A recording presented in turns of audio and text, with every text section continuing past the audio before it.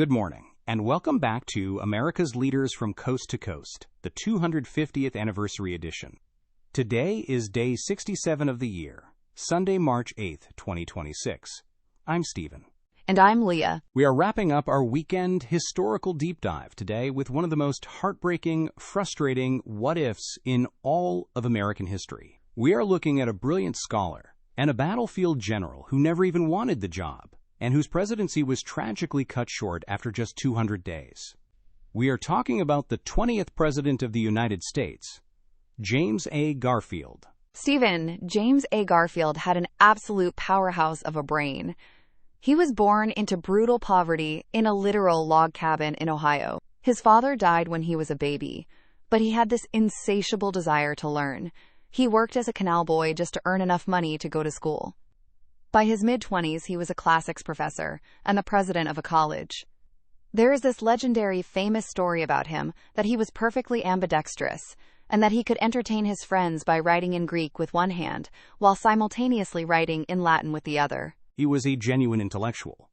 But when the Civil War broke out, he proved he was just as capable on the battlefield. He had no military training, but he just read textbooks on military strategy, joined the Union Army, and rose to the rank of Major General. He fought at the massive battles of Shiloh and Chickamauga, but President Abraham Lincoln actually pulled him out of the Army. Lincoln told Garfield, "I have plenty of generals, but I desperately need pro-Union military minds in the House of Representatives." So Garfield goes to Congress, and he serves there for 18 years, becoming the absolute intellectual leader of the Republican Party. And that sets the stage for the craziest political convention in American history in 1880. Because Stephen Garfield didn't even run for president. The Republican Party was totally split between two factions: the Stalwarts, who wanted a third term for Ulysses S. Grant, and the half-breeds, who wanted James G. Blaine.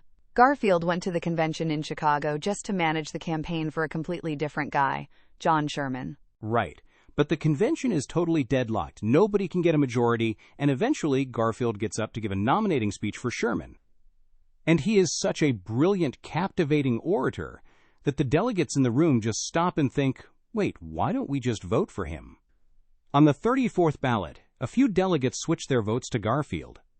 Garfield literally stands up in the middle of the convention and shouts, "I have not consented to this. I forbid this."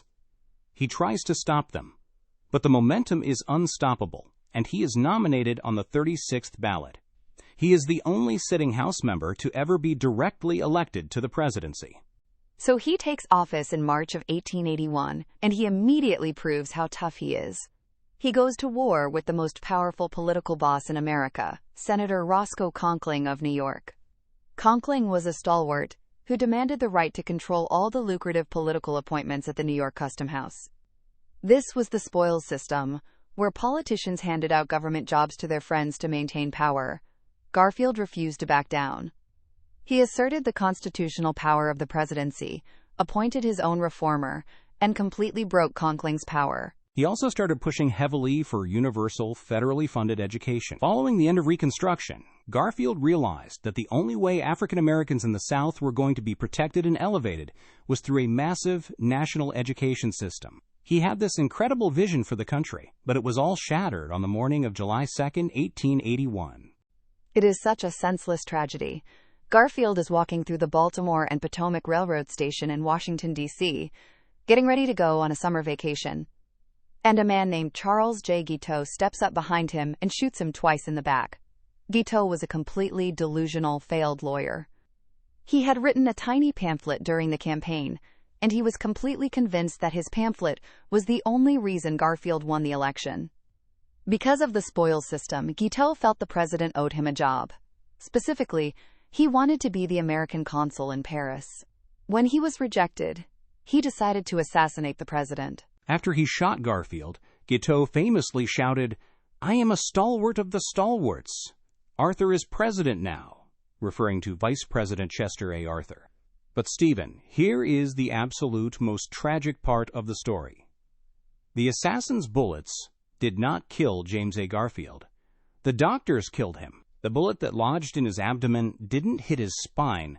It didn't hit any vital organs. If he had been shot 20 years later, they would have just left the bullet in him, and he would have recovered in a few weeks. But modern germ theory wasn't fully accepted in America yet. So a team of incredibly arrogant doctors, led by a guy named Dr. Willard Bliss, take over. As Garfield is lying on the train station floor, these doctors start sticking their unwashed, unsterilized fingers and probing instruments deep into his open wound, trying to dig the bullet out. They transport him back to the White House, and for the next 79 days, they essentially torture him. They restrict his diet so much that he starves, losing nearly 100 pounds. It was horrific. And it gets even crazier. They were so desperate to find the bullet that they actually called in Alexander Graham Bell, the inventor of the telephone. Bell had invented a primitive metal detector, and they brought it to the White House to scan the president's body. But the device kept giving false readings. It turns out, Dr. Bliss refused to let them move the president off his bed, and Garfield was lying on a mattress made with metal coil springs. The springs were throwing off the machine, and Bliss's ego wouldn't let anyone override his orders. Because of the constant, unsterilized probing, Garfield's body was riddled with massive systemic infections. After agonizing for 2.5 months, the 20th president finally passed away on September 19, 1881. The entire country was completely devastated. His death really shocked the conscience of the nation. The public was so outraged by Guiteau and the corrupt system that drove him to murder that Congress was finally forced to pass the Pendleton Civil Service Reform Act. They finally made it a law that federal jobs had to be awarded based on merit and exams, not political favors. So in a way, his death permanently fixed the system. The brilliant scholar from a log cabin. The reluctant president who was destroyed by medical hubris. That is President James A. Garfield. That is our profile for the 20th president. We will see you tomorrow as we head back into the modern congressional roll call. Please note, AI assists in the creation of this podcast from pointedwords.com, and remember, better pointed words than pointed swords.